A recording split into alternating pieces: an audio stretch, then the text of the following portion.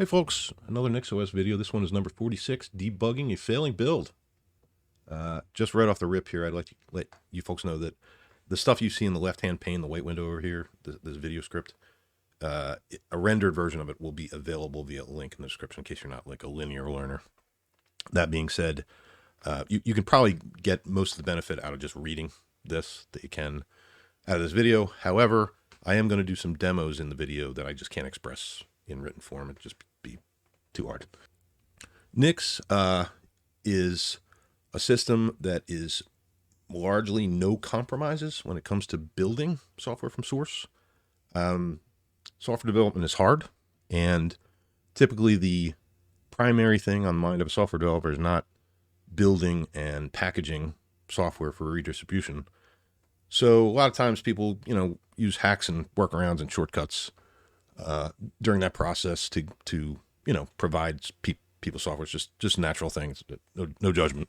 But Nix is a very conscripted system. It has certain phases that it allows you to do certain things in and during the build time, and it limits access to system resources in ways that is not the case on other Linux systems. It can be a very maddeningly eat your vegetables affair. It also makes the result incredibly stable, because once you do it that way, the result is highly likely to work on just about anybody's system, as long as they have the hardware that your software is trying to target.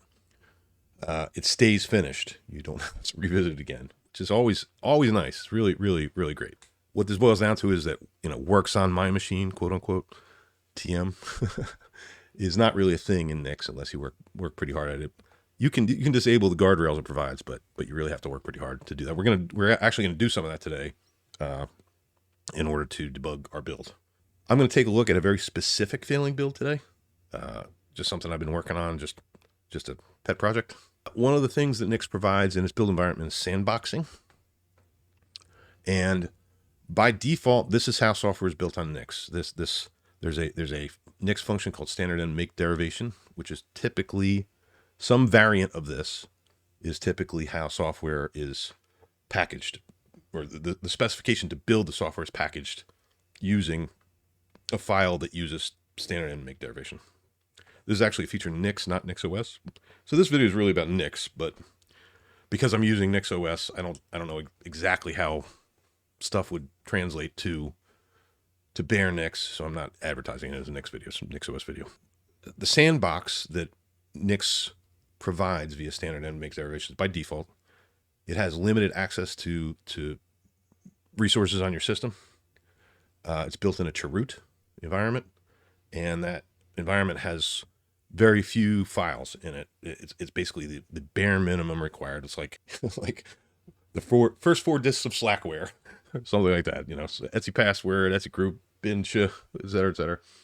It has no remote network access, except in before it builds the sandbox. You can download stuff in a prior phase, but once it hits the sandbox environment, you're not allowed to use the network. And then it also has a Nix store that contains just the packages specified by the derivation's build inputs. We'll see what that means in a second. But note that it's not a container. It is just a chroot. The rationale for this is that if builds are allowed to access files and network addresses outside of sandbox, I mean, if the packaging script could go and do anything it wanted to in order to get the software built, it really can't be considered reproducible. And this is always the case on other build systems that I've worked on. It's a crapshoot whether something's going to build or not. Not so much under Nix. It really does make you eat your vegetables here. So in particular, if sandboxing is disabled, which you can do in Nix, and a given build running without the sandbox build, that succeeds on your system, it's likely that it's not going to succeed on somebody else's. I mean, it could, it might, but chances are no. So Mike92, MIC92, York, I think his name is, gave a presentation about this at a Nix conference. Again, a link to this script will be in the description, and then you can just click on that link. But there's a video by by Jorg. I think that's his name. I hope that's his name. Who is the primary implementer of Sandbox builds in Nix there. It talks more about some of the stuff I'm going to talk about today. So, debugging. Debugging is a pain in the balls, man. Ooh. Ooh. Since Nix has these build time restrictions, because software development is hard, there's really 100. When you take a sufficiently complex piece of software that, let's say, it builds on Ubuntu, all right, and you have the scripts to build it and everything, you know how to do it.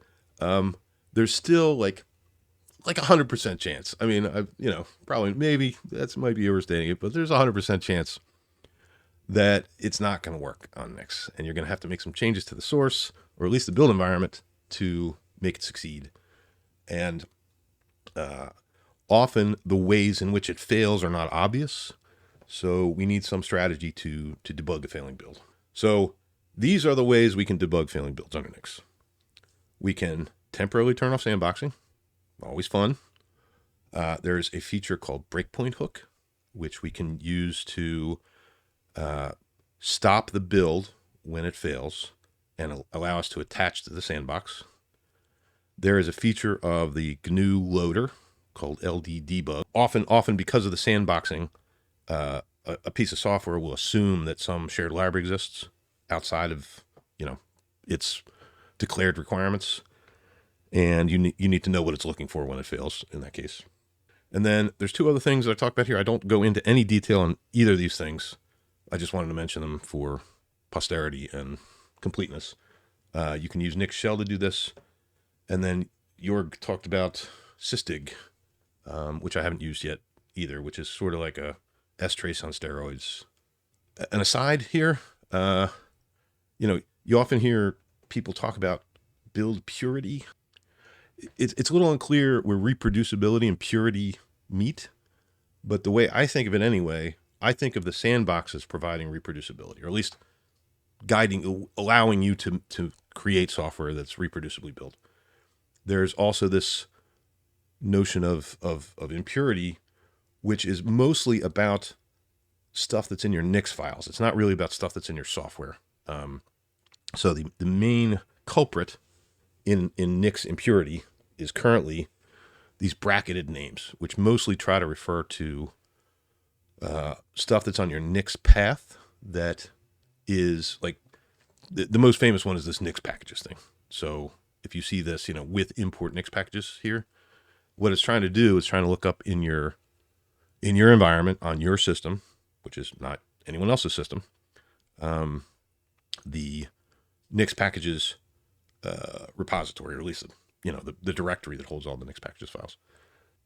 That is, if you have that anywhere in your Nix files, it's impure, or if you have it on the command line or anything. I'm actually going to use that today because I have an environment set up where I know that works. If you were in a Flakes environment, this is just not an option. I think it's an option. You can use it. I mean, it'll still work, but it's frowned upon. You can work around this if your system is complaining. You can pass this impure flag to nix-build to temporarily work around it. The piece of software that I'm trying to build is not my own. It's developed by Microsoft. It doesn't build. It doesn't currently it does build, but it still doesn't work. Spoiler alert, there's going to be no closure here. I have not gotten this piece of software to work. It's been weeks. But I have gotten further. So I just can't. I don't know whether I'm going to get the software to work, so I figured I'd make the video anyway. So this piece of software just fails during the build, or at least when it's built, it fails afterwards. The first set of problems I ran into had to do with sandboxing, and we'll see how that goes. And sandboxing can be turned off on a per build basis, and this is a really heavy hammer to try to weasel your way out of the guardrails that Nix provides. And then if the build succeeds, when you disable the sandbox, at least it's a problem with sandboxing. So that's the point of disabling it here. You can use this option Sandbox False as an argument to nix-build to turn it off. But before you're able to successfully do that, you have to change your NixOS configuration or your Nix configuration. This is for NixOS. to add trusted users to your nix.conf file, which is done somewhere in your Nix configuration, Nix extra options, blah, blah, blah, blah. I put the wheel group as a trusted user, and my user, Chris M, is in the wheel group. So after I rebuild my NixOS stuff, I am in that group, and it trusts me to disable the sandbox. So you have to do that before sandboxing can be turned off. The reason I want this piece of Microsoft software is that it is a dependency of an OBS plugin, which is called OBS Background Removal. It's really nice piece of software. It blurs your camera background. Typically my camera background's a super fun disaster, so it's nice to not have people see that that is an empty Pepsi can on my bed. OBS Background Removal is already packaged for Nix. It's got an 0.57 version in Nix, and it works. But on Linux, the older version, 0.57, is only capable of using the CPU to do the blur. And that, because it's a hard job, it consumes 100% of all my CPUs when it runs. This is not very useful. It's nice, but I mean, if you're just doing it for Zoom meeting or something, it'd probably work. But I often have to do stuff while I'm using it. The latest version, as of the time I wrote this, which was a while back, is 1.03. Now I think it's 1.1.0 now. It has GPU rendering in Linux, but enabling that introduced a newer dependency, and this thing Onyx Runtime, which is that Microsoft thing that I was talking about, its version was bumped from 1.13.1 to 1.14.1.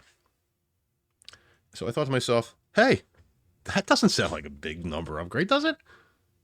How hard could it be? It could be that hard. It should be done in 15 minutes. No problem. No. Weeks.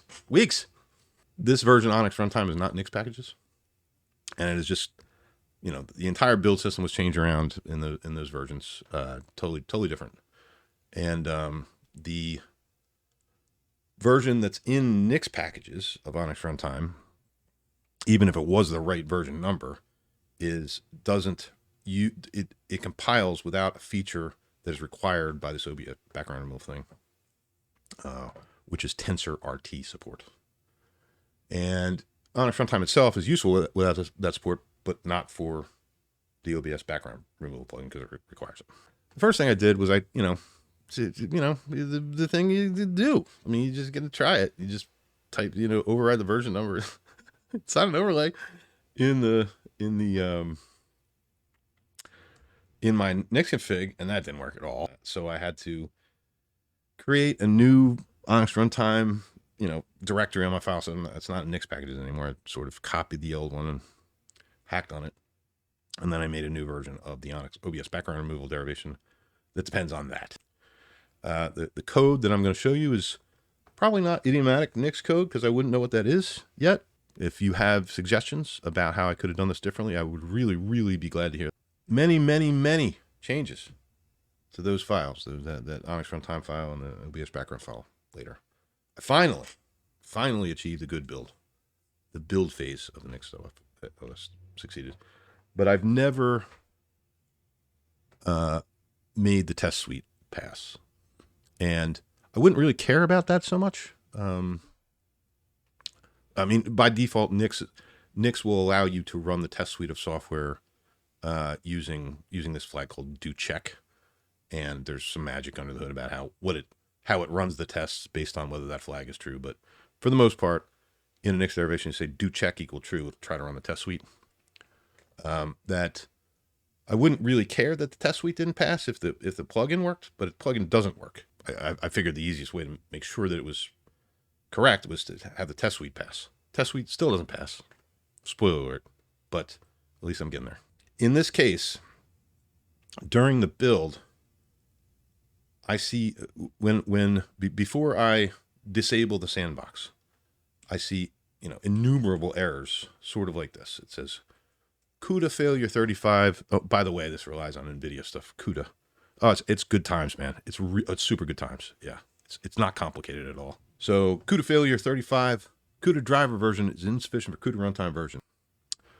So research of that indicates that either it's what's printed on the tin there, where the driver version, meaning the graphics, the NVIDIA proprietary driver version, is incompatible with the version of Cuda runtime, which is a dependency of this Onyx runtime thing that we're using.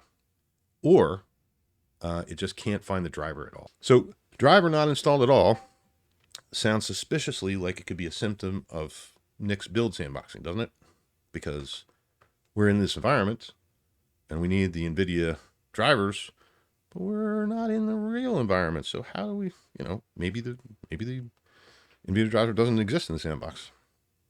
So in order to debug it, I turned off sandboxing so this is the command that I was using to build this. I'm not even worried about the background plugin removal, the background removal plugin at this point. I'm just worried about the Onyx runtime thing. So I'm building Onyx runtime on its own at this point. And we have to put in this nix packages allow unfree thing because reasons, because Cuda and because NVIDIA. And then we have an expression here that imports from our channel nix packages because we need some of the nix packages stuff inside of this Onyx runtime thing. And then we call Onyx runtime. And that will build it inside the sandbox. To build it outside of a sandbox, we just add this one little flag here, this option Sandbox False. Let's take a look at this Onyx runtime file that I've been hacking on. In order to do that, I just have to switch branches here. Newer OBS Background Removal. And now I can take a look at this stuff. So just all kinds of comments here that I'm trying to throw in here to try to debug the situation. But more or less, we use a variation of standard make derivation here that knows about Cuda to make our life a little bit easier. And we grab Onyx runtime from GitHub and we feed it a couple patches. This was in the original. This patch still works. It uses the system DNNL, which is another requirement of Onyx runtime. And then I created a patch that adds during the tests. This is fast forwarding a bit, but during the tests, we need to set the LD library path, which tells the GNU loader where to go look for additional places to go look for shared libraries. So that is in here. Where is it? Test LD library path. Yeah. So that's just a really simple patch of the CMake stuff. And we have some build inputs. We have CMake. This is a CMake based project. Then we have, kind of normal stuff. I'll talk about this in a little more detail once we get there. And then we have our build inputs here. So build inputs are, libpng, zlib, blah, blah, blah. Then we depend on Cuda. I have this sort of experimental thing where I'm trying to join the Cuda directories together to get it to build properly. But basically it's the Cuda plus TensorRT stuff in there. A bunch of stuff. These are necessary to tell CMake not to try to build these things or not to try to download them during the build phase, because that's disallowed in the sandbox. So we set up all of our sources that it tries to build. There's a CMake file that declares dependencies, and during the build phase it tries to go grab them. But because we're in the sandbox, we have to do that ahead of time, and then we just tell it, okay, the thing you want is over there. That's what these things do. Then we're doing this TensorRT thing, so I'm making that an optional flag which is kind of silly at this point, but it's what I did.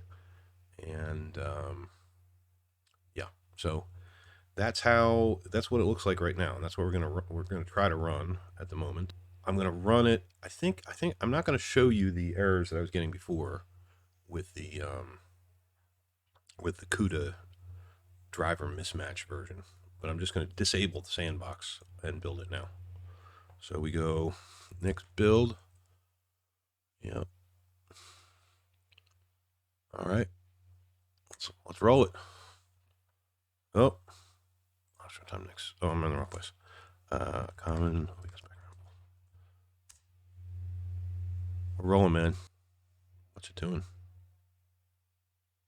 There we go.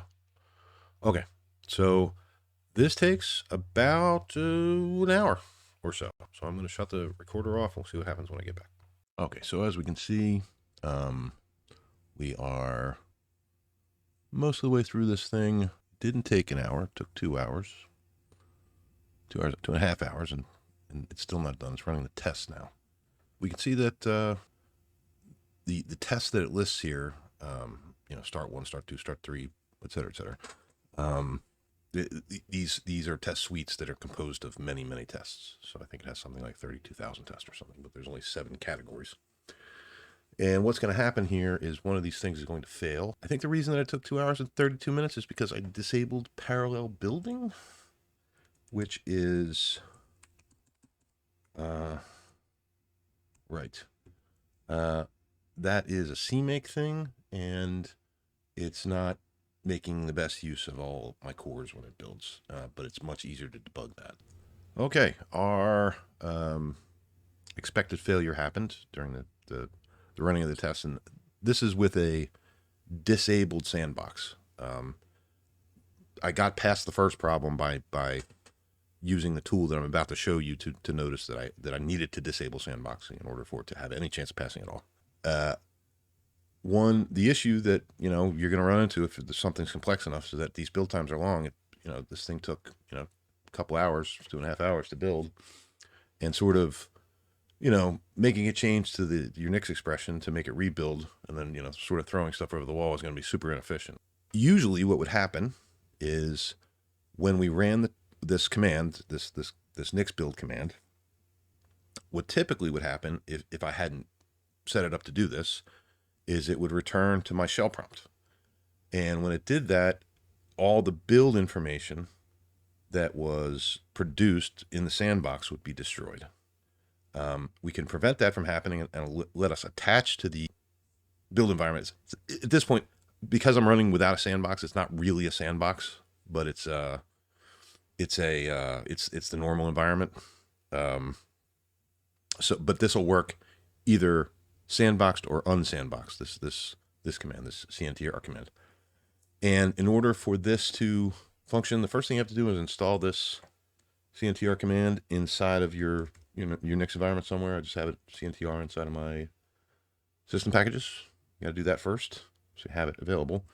But then when you want to go use it, you can go and add this. It's called breakpointHook to your list of parameters that your expression requires, and you need to put it in one of your build input lists. So I happen to put it in native build inputs here. I think it would work in any build inputs or native build inputs or propagated build inputs or any of that stuff. Once you do this, it will not destroy the build environment when the build finishes, as long as you don't press Control C here, to stop it. Once you press Control C, the thing continues and the build environment is destroyed. So it prints out the command that you need to do the first step to use CNTR to attach to the build environment, which we will try to use now. Open up another terminal here. Cut and paste this thing. Oh, you got to sudo it.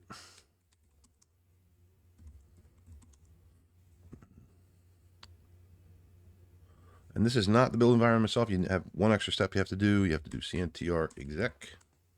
And now we're in the build environment. And unfortunately, I don't think readline and stuff work here. It's not the ideal development environment once you're in any build environment. It's even worse when you're not when you're actually in a sandbox. I'm not even sure backspace works. Maybe backspace works. I'm sure there's a way to fix that, but I just haven't investigated it. So the first thing I wanted to show you is that since we're in the sandbox here, we're we're in this cheroot environment. And, well, sorry. In this case, the cheroot that we're doing, because we're not in sandbox mode, is to the real root. So we're not in sandbox mode here. But when I did this before, it was to find out that, well, the way that the NVIDIA Cuda stuff works is that there's the Cuda piece, which is development software, and then there's the NVIDIA driver for graphics cards. And the way that Cuda wants to communicate with the hardware is to be able to import something called libcuda.so, and it's a shared library that's somewhere on your file system, but it's installed by the driver software, not by Cuda. So they're distinct things. But if it can import it, it'll work. In the sandbox environment, this is not the sandbox environment. This is a non-sandbox build environment. I noticed that the place it usually is on systems is, well, on NixOS at least. This is a non-standard location for it anywhere else, but it's in Cuda. libcuda.so. That's where it is. And when I built this thing in sandbox mode, that didn't exist. So there's no way it would be able to work. So I have to run this thing if I want the test to pass. In particular, it'll build without this library, because you can build Cuda software without actually having a graphics card installed. But it won't. The test won't pass because it doesn't have access to the hardware that it needs. So that was a very useful discovery that was enabled by this breakpointHook thing. It also gives us a little bit of information about why I've put this stuff here. Maybe not that. That might be crap. Yeah, that's probably crap. But this inside of the pre-check, it's before you run the test suite, but after the build is passed, I export LD library path, which is an additional set of paths to look for shared libraries, to this indirected run OpenGL drivers /lib. And the reason I had to do this, usually you'll notice here that I have this add OpenGL run path thing here. I made a video previously about how Nix finds shared libraries and how it manages the non-standard locations that Nix uses for shared libraries by adding an R path to all shared libraries and executables in the things it compiles that are composed of the native build inputs, or sorry, the build inputs of all the software that you put in there. And usually this sort of thing isn't necessary because that LD library path that I just put in there, because there's a feature of Nix that lets you, much like the thing I talked about last time, which is called patch elf, which happens just as a matter of course on any build. If any build that uses standard make derivation, there's an additional thing, a very similar hook called add OpenGL run path, which will put the /run /OpenGL drivers /lib into the R path of all the binaries in there. So usually you don't need to do this. However, the way that this particular piece of software works is that it implements its own DLL finder, and it does not pay any attention to the R path of the binary. It just looks for what the standard places are, and if you don't put that in there, it just can't find it. So in order for the test to most of the test to pass, we at least have to do this to tell it where to find the OpenGL driver. The OpenGL driver, even when we're not running in sandbox mode. We need to do that. So the rest of this stuff here was just me flailing, which I can delete. We don't need to do any of that stuff. Not that you probably don't care. It's probably TMI. But we use this. Oh, sorry, it's not add OpenGL run path hook. It's auto add OpenGL run path hook, and it's part of the Cuda packages thing. And once we put that in there, that's just done as a matter of course as well to all our files. So we now have a build that the software builds, but the tests fail. So I can disable the tests and get a build I happen to know it's not going to work. I don't know if it's ever going to work. I don't know what's wrong with it. That we can use as input to our OBS Background Removal plugin. And the reason I'm going to do this is I'm going to show you the other thing, this LD debug environment variable, which is respected by the GNU loader, that gives you a little more insight as to what's happening under the hood when it tries to find shared libraries. So I'm going to need to rerun this build. It's going to take another 2 hours. I'll turn on parallel building this time. I'll disable the tests by doing this. I'll turn on parallel building again. And let's see, do check. False. Okay, turn on parallel building. Do the check, or don't do the check. And I'm going to run the build again, and I'll be back when it finishes. Actually, before I do that, I realized that I needed to do the build in a slightly different way because I have to build Onyx Runtime as a dependency of this OBS Background Removal plugin. And there's a few little details in here that might be useful to you if you're trying to debug stuff. So the way I am telling Nix to use this particular OBS Background Removal plugin is I'm in a flake space config, and I have an overlay that says use my OBS Background Removal instead of the built-in one. So that's over here. And then on this system, which is called Nix 512, I've added it to the overlays in here, which means when I run my normal NixOS rebuild, it will try to build this OBS Background Removal thing. Now, there's a problem with this because I'm not sure that you may be able to do this, but I don't think I'd want to. You can't really disable the sandbox globally. I think it's a nix-build option, and if I run NixOS rebuild, I don't think there's an option to disable sandboxing for NixOS rebuild. So, but there is a way to get the sandbox disabled just for that build, that Onyx runtime build. Inside of my configuration here,